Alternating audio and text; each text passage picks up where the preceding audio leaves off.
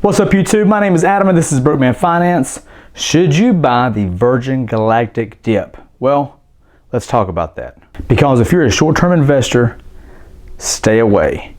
If your emotions get into it and you can't deal with the volatility, stay away because there is a lot of volatility still to come with Virgin Galactic. But if you're looking down the road for a long-term investment, I mean 5, 10, 15, 20 years, a company, a stock, something that could generate a lot of profit, then you need to listen to this video. Because there is an entire other side of revenue potential with Virgin Galactic other than these orbital space trips that everybody seems to be talking about, but that's not their only thing.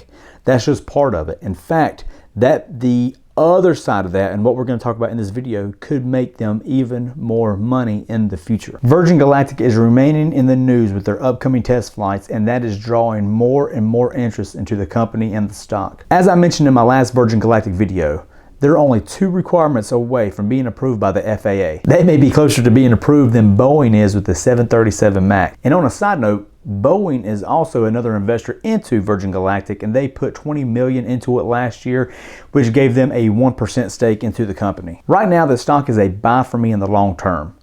I really don't care about the upcoming test flights and what happens with them. Obviously, I want them to pass, I want them to do well, and I hope everybody stays safe. But if I'm looking at this to hold on to for the next 20 years, I'm not putting all my eggs in this test flight basket like I feel like some people may.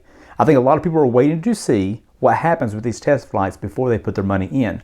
But that may drive, if they pass, that may drive that entry point up right now where it's at around $16 to, there's no telling what it could get to with Hype and Robinhood, but you may be missing an opportunity to get in at a very, very low price. You may or may not have seen the video where Shaq mentions advice that Jeff Bezos gave him when it came to figuring out what to invest in.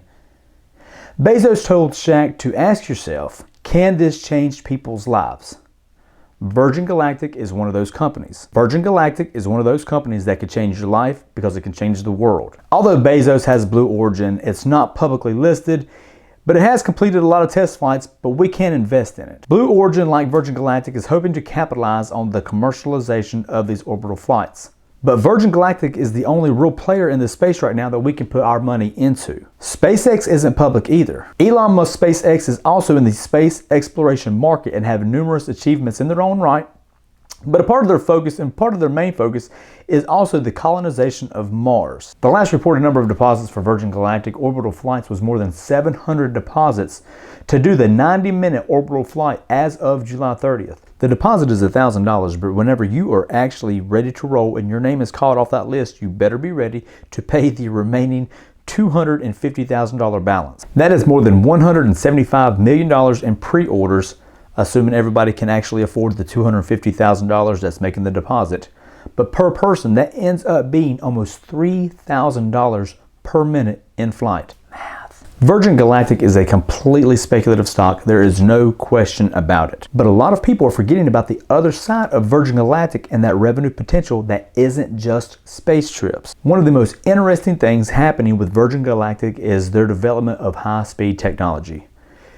I'm not talking about internet high speed, I'm talking about high speed in the air. Actually, I'm talking about hyperspeed. In August, they unveiled a partnership with Rolls-Royce to help develop the engines for these planes. They are said to travel at 3 times the speed of sound. Now, to put that into some context, that is around 2,300 miles per hour, meaning it would take you approximately 1 hour to get to LA to DC, or from New York to Japan in just 2 to 3 hours. Cathie Wood and ARK Investments is also bullish on Virgin Galactic because they keep buying up more and more shares. But it's more because of the hypersonic travel and its propensity to change the travel industry around the world and less about space travel. Virgin Galactic is planning to operate a space tourism business in the short term, but ARK's research suggests that the bigger opportunity over the long term is in point-to-point hypersonic travel.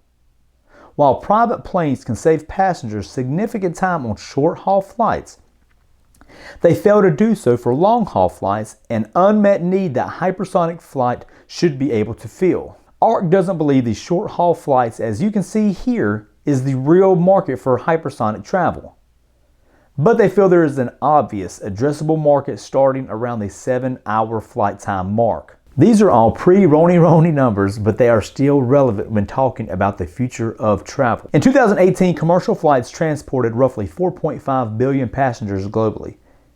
15% of them longer than 7 hours and candidates for hypersonic travel. If only 0.4% were to default to a private service, the addressable market would be 2.7 million passengers as shown below.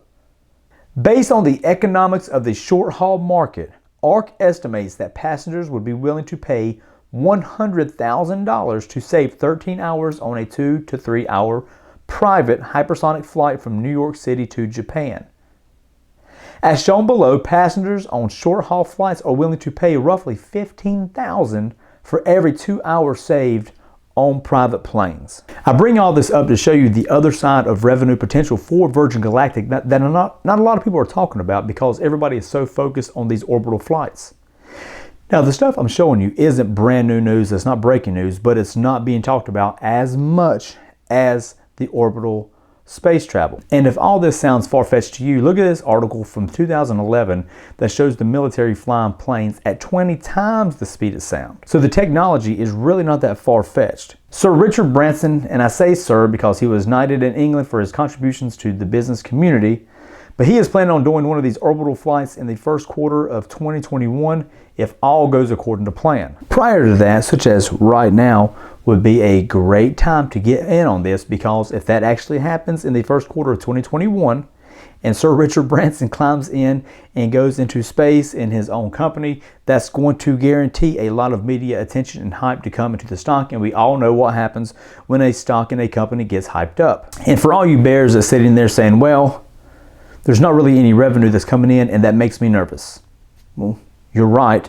There isn't any revenue coming in, but the potential for revenue is what makes this a spec stock. However, Virgin Galactic has no debt and they have plenty of cash on hand. They had about $360 million in cash on the balance sheet as of the last quarter with no debt. In August, it raised another $460 million in a secondary offering. So although they may not have revenue coming in, they are sitting there just fine financially. Remember, I am no financial advisor, but I think any dip in Virgin Galactic right now is a time to buy. There is going to be a time in 20 years when we look back, kind of like how we look back at Apple and Amazon now, and we are going to kick ourselves for not getting in at the current price. As always, please let me know what you think in the comments. I appreciate you making it in this far in the video. If you're still watching, stay safe out there and take care.